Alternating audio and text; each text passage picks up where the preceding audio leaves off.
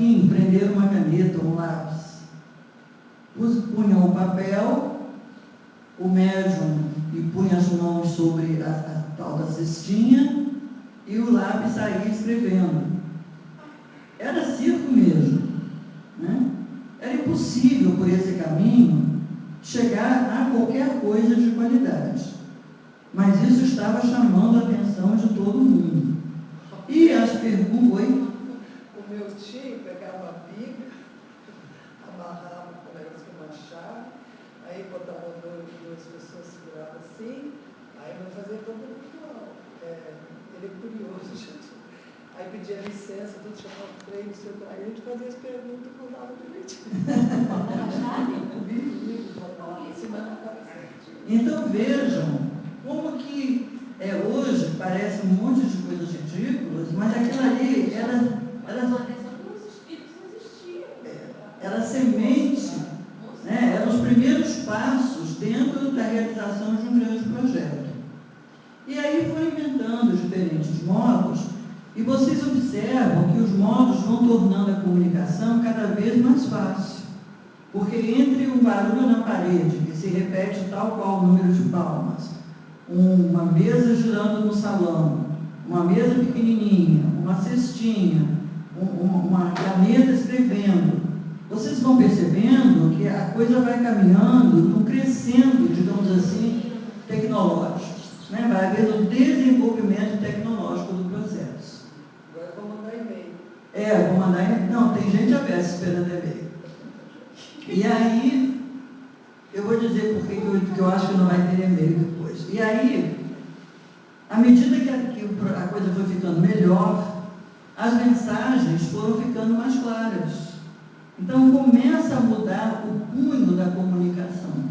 E aí deixam de ser perguntas e respostas por mera curiosidade, no interesse pessoal de cada um, e passam a ser perguntas de cunho mais amplo, mais profundo, mais filosófico. E aí a espiritualidade, um dia, escreve a seguinte mensagem: para que tanto intermediário entre o lápis e a sua mão? Por que você mesmo não pega o lápis? E aí o médium largou aquilo tudo, pegou o lápis e agora começou a escrita cursiva na rapidez com que a mão humana é capaz de escrever. Então estava iniciado, alcançado o momento em que uma obra, que depois viria a ser o Livro dos Espíritos, poderia ser feita. Entenderam até agora? Concordam comigo? Certo? Então, isso tudo estava acontecendo em várias cidades da Europa e, em Paris, havia um pedagogo chamado Hippolyte Léon Denis Leon. Eu não me preocupo com isso, a gente vai ver aqui daqui a pouquinho. O primeiro nome era Hippolyte. Rivaio. Ele tinha sido aluno de Pestalozzi. O pessoal da área pedagógica conhece bem Pestalozzi, né? Ele foi um dos primeiros indivíduos a traçar as bases do que viria a ser a pedagogia moderna. Ele era suíço e tinha uma espécie de escola na cidade de Verdun, na Suíça, onde os alunos ficavam internos e onde tudo se passava de uma forma totalmente diversa do que era o sistema educacional na Europa daquele momento. E Allan Kardec foi enviado para lá. Ele foi aluno desse instituto. Quer dizer, na época ele era o Hippolyte, né? E o Hippolyte se torna um discípulo, um aluno muito bem sucedido, e logo ele já é monitor. Ele já está dando aula para os outros. E aí se forma e volta para Paris para trabalhar no sistema de educação francês. Ele abre uma escola, ele escreve vários livros, ele constrói uma obra respeitada pelos seus pares, e a questão importante é que neste processo ele se torna uma pessoa extremamente equilibrada, uma pessoa com discernimento agudo, com raciocínio lógico desenvolvido e segue as linhas do positivismo de Comte, que tinha recém surgido na Europa. Essa questão é muito importante. Quando a gente lê as perguntas do Livro dos Espíritos, a gente percebe o tempo todo o quanto Kardec era positivista. Porque era importante aquela conduta naquele momento. Inclusive tem uma fala dele dizendo que aqueles fatos necessitavam de uma análise de um ponto de vista extremamente positivista. Ele mesmo diz isso. E então está lá o professor Hippolyte, cuidando da sua vida, e um dia ele encontra com um amigo que diz para ele assim: você sabe que tem meses andando sozinho? E ele, dentro da lógica, diz: quando eu vir, acreditarei. Morreu o assunto. Passa-se mais um tempo e vem outra notícia. Você sabe que aquelas mesas que andavam sozinhas agora dão respostas inteligentes? Aí ele fica louco de curiosidade. Ele ainda diz que a mesa se mexesse sozinha nem me causa espanto, mas que responda inteligentemente, aí me causa muito espanto, porque forças físicas poderiam movimentar a mesa, mas fazê-las inteligente não poderia. E ele então resolve ir ver o que está se passando. E nessa de ir ver o que está se passando, ele se dá conta de que o que está ali não é uma coisa simples. Não é uma coisa simples. Então ele vai se envolvendo com aquilo e ele vai trabalhar nos próximos década e meia intensamente dentro disto. Tanto que em pouquíssimos anos ele vai editar toda a codificação. Sendo que o Livro dos Espíritos foi feito a primeira vez com 500 e poucas perguntas. Com o material que sobrou, ele fez o Livro dos Médiuns, que é o segundo. Depois ele reviu o Livro dos Espíritos, que tem agora esse formato que nós conhecemos. E ainda escreveu a Gênese, que também foi alvo de revisão, o Céu, o Inferno e o Evangelho.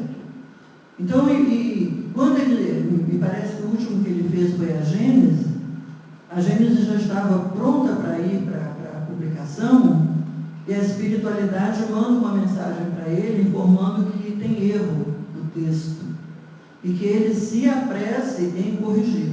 Não lhe dizem por quê. Então, logo ele faz a correção e manda o texto para a publicação, logo em seguida ele tem um ataque cardíaco e desencarna. Então, tudo se passa num período de tempo muito curto, tudo muito concatenado, muito concatenado. Eu imagino que se qualquer um de nós hoje, com todas as fontes de pesquisa que dispõe, se fosse escrever um livro como a Gênese, isso consumiria muitos anos, muitos anos. Mesmo um escritor com facilidade, um profundo conhecedor do assunto, não seria capaz de escrever um livro como a Gênese em pouco tempo. Só que Kardec não organizou só a Gênese, ele organizou 5 textos. Então é importante a gente perceber que é impossível um processo criativo de uma única pessoa resultar numa obra desse tamanho. A obra toda ter eclodido em tão pouco tempo é mais um argumento para nos convencer da autoria desta obra como sendo uma obra coletiva. E uma obra coletiva em que os autores todos são desencarnados.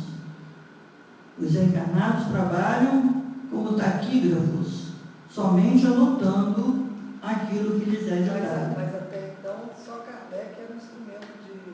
Não, Kardec não era médium. Não, mas só ele... O coordenador era ele. Depois que Kardec desencarna, outros franceses continuam escrevendo, mas não trazem nenhuma novidade. Então, vários escreviam, vários encarnados recebiam, e ele coordenava o trabalho. Ele coordenava, era feito assim.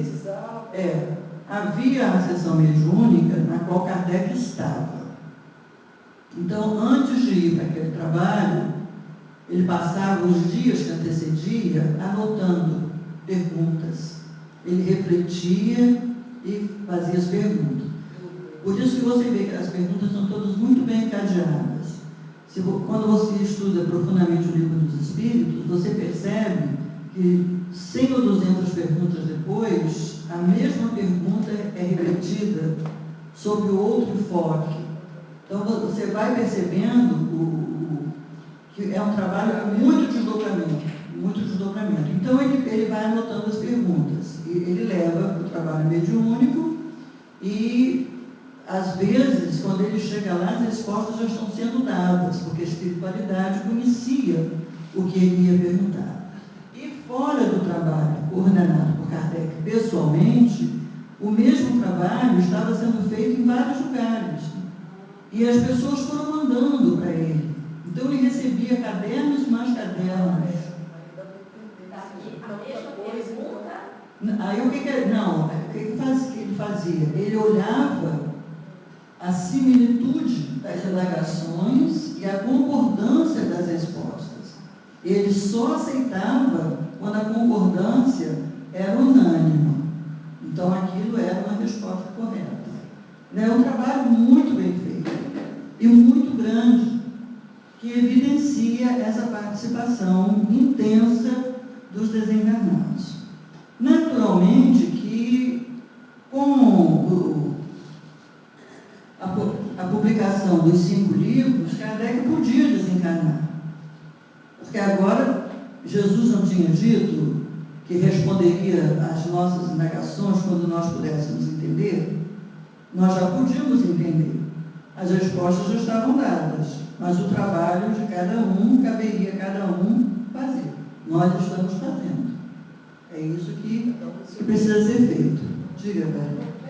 Além dessas 5 obras, ele também editou o que é o Espiritismo, né, o primeiro livro, assim, e obras póstumas. Quer dizer, então ele já deixou isso tudo traçado e só foi feito após a morte dele. As obras póstumas, os amigos reuniram os textos que ele havia deixado, mas quando nós olhamos o que é o Espiritismo e as obras póstumas, dizem exatamente o que os outros livros dizem. Não tem nada de diferente. O que tem, por exemplo, em obras póstumas, é muita narrativa de fatos da vida de Kardec.